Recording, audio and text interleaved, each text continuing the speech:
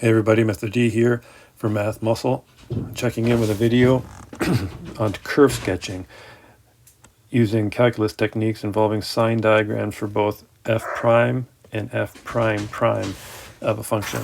So here we go. So for this function here, it's a quartic function, and you remember that quartic functions have either a w looking or an m look to them. With the variety of depths for the W peak and valleys as well as the M peak or valleys, but that's general way that quartic functions look. So just keep that in mind, as that's going to be our end result. So for part A, we want to determine using a sign diagram for f prime intervals of increase and decrease of f. So first thing we need to do is find a derivative of x, and it's basically a polynomial function, so we use the power rule. 4x cubed minus 12x squared plus 5's derivative is a constant, so it's 0. We want to set that equal to 0 for critical points. So common factoring, we get 4x squared x minus 3 equals 0. Using the null product principle, we know that this equals 0 or this can equal 0. 4x squared equals 0 is only 0 when x squared equals 0 or x equals 0. X minus 3 is equal to 0 only when x equals 3. So those are our two critical points. There's one there and one there. So now we have to use a sign diagram for f prime. So let's go ahead and do that. Here's our sign diagram. This will be the behavior of the derivative, and this will be the derivative of the parent function. Our critical points are 0 and 3.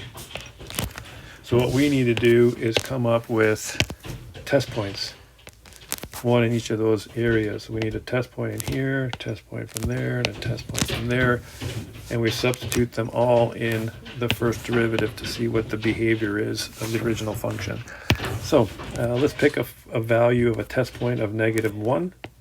F prime at -1 equals 4 times -1 squared times -1 minus 3. And what's important is the sign of that answer. So in this case here, it's going to give us -16, which is less than 0. And because it's less than 0, in other words, because it's negative, our first derivative is negative in that whole region, which means our original function is decreasing. So I'm just going to highlight those both in the same. And that all generated, it's all generated from the first derivative sign diagram. Let's pick a point in the interval between 0 and 3. I'm just going to pick 1. You can pick 2. You can pick any number between 0 and 3. Again, substitute in, we get 1 minus 3. We get -8.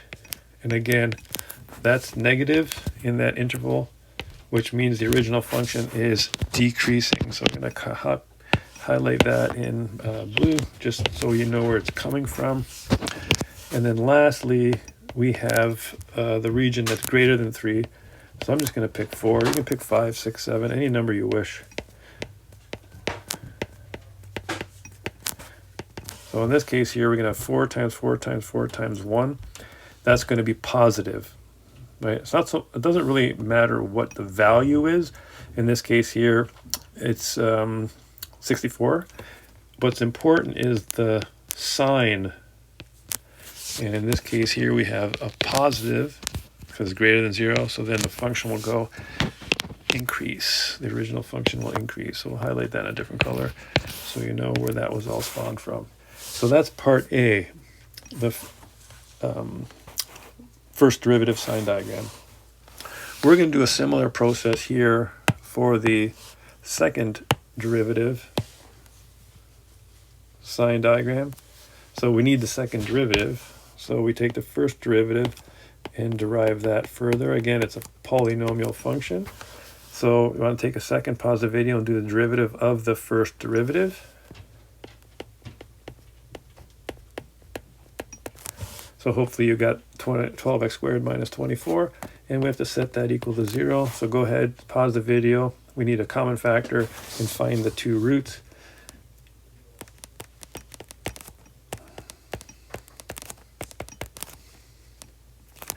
Once again, using the null product principle, either of those can be 0, so that way their product's guaranteed to be 0. We can have either x equals 0 or x equals 2. Those are the equivalent of critical points. So we're going to draw our sign diagram, but now instead of a single derivative, it's going to be the second derivative, and that's going to tell us the behavior of the original function. So in this case, it's 0 and 2. So what we want to do is pick up on a similar technique as we've done above. We have 3 intervals. We need to do a test with the -1 value, the test of the +1 value, and the test of a value greater than 2. So we're going to use 3. So in this case here, f prime prime will be 12 times -1, -1 minus 2, and that's going to be 12 times -1, -12 times -3 is 36, which is greater than 0. So positive second derivative implies concave up. That's what that implies. So I'm going to highlight those in similar colors as above, so we know we're in the same region. So we have concave up there, and we do the same thing with the second derivative for the test point between 0 and 2. I'm using 1 again, and then it's 1 minus 2. So in this case here, we're going to get negative, in this case -12, so that means our second derivative is negative. That implies that the parent function, the original function, is concave down. So I'm going to highlight that in that blue color that denotes what's happening in that same interval. And then we have one more to do. We're going to do one more test, times 3 minus 2, and it looks like this is going to be positive, so it's 36. It's greater than 0. You can use your calculator if you wish, but you'll see that it's positive in that area, which implies concave up in that interval. So let's have a look at what part C is asking. It says, determine the coordinates of any points of inflection. Points of inflection occur when concavity changes, which is why we're doing the second derivative sign diagram. So for part C, point or points of inflection occur when concavity changes. So when does concavity change? We go to our second derivative diagram, and we notice concavity changes at x equals 2. So at x equals 2, concavity changes. It goes from concave down to concave up. So that's a change. Notice that concavity also changes at x equals 0 because it changes from concave up to concave down. So we actually have 2 points of inflection. So at x equals 0, x equals 2, concavity changes. Therefore, points of inflection at 0 comma something and 2 comma something. Well, we need the y coordinate. In order to get the y coordinate, we have to substitute this into the original function, not any of the derivative functions, because we're trying to sketch the original function. So f at 0, remember, f at x is our original function, x to the 4 minus 4x3 plus 5. So substitute 0 in there, and you'll get 5. That's the y-intercept. Substitute 2 in there. It's a little more complicated. 2 to the 4th minus 4 times 2 cubed plus 5. So this is going to be 16 minus 32 plus 5. So that's like 21 minus 32 is negative 11. So these are the coordinate 0, 5, and 2, comma, negative 11. Now we get to sketch the function and label coordinates of any local max or local min. So let's just move this over a little bit, resize it a little bit. Now off to the side here, we're going to draw an axis, xy axis.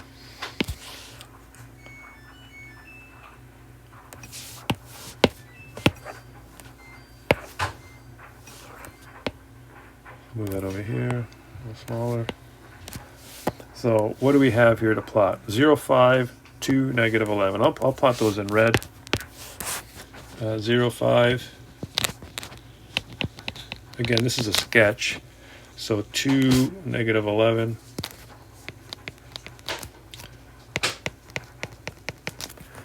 So what's happening to the left of 0? We have concave up. We have concavity that's up.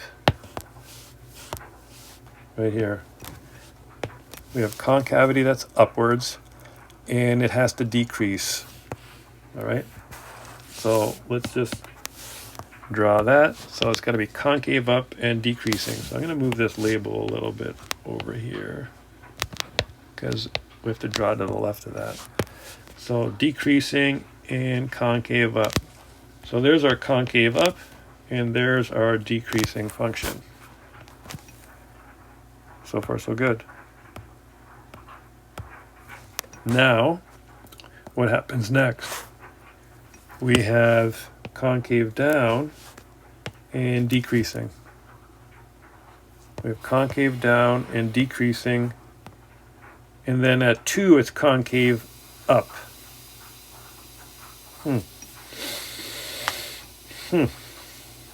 So 2 is a point of inflection. So I'm going to move this scale, make it a little smaller here. Let's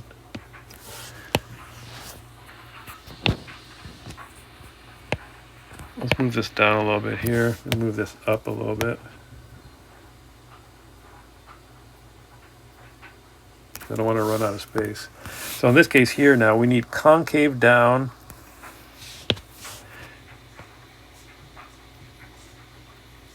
and then at 2, negative 11, it changes concavity. That means it does this.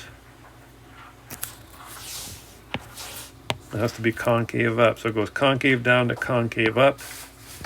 So I'm just going to move this over a little bit. This point here is 2, negative 11. And then at 3, and we don't know the point there. We don't know the value of. At 3, we're going to have a minimum because it goes down and up.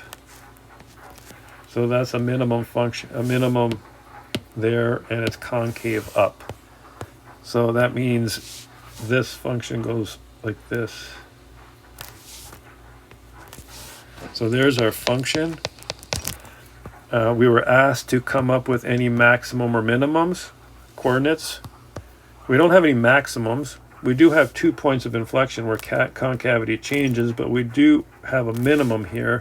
So we have to substitute 3 into the original function. So f at 3 and whatever that is. So we have to do that substitution. F at 3. So the original function was 3 to the 4. So that's 3 to the 4 minus 4 times 3 cubed plus 5.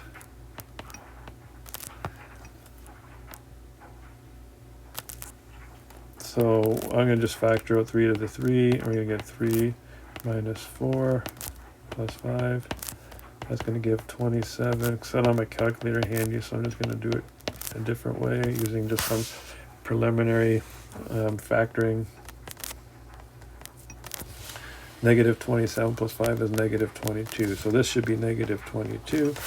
And there's our function fx equals x to the 4 minus 4x cubed plus 5.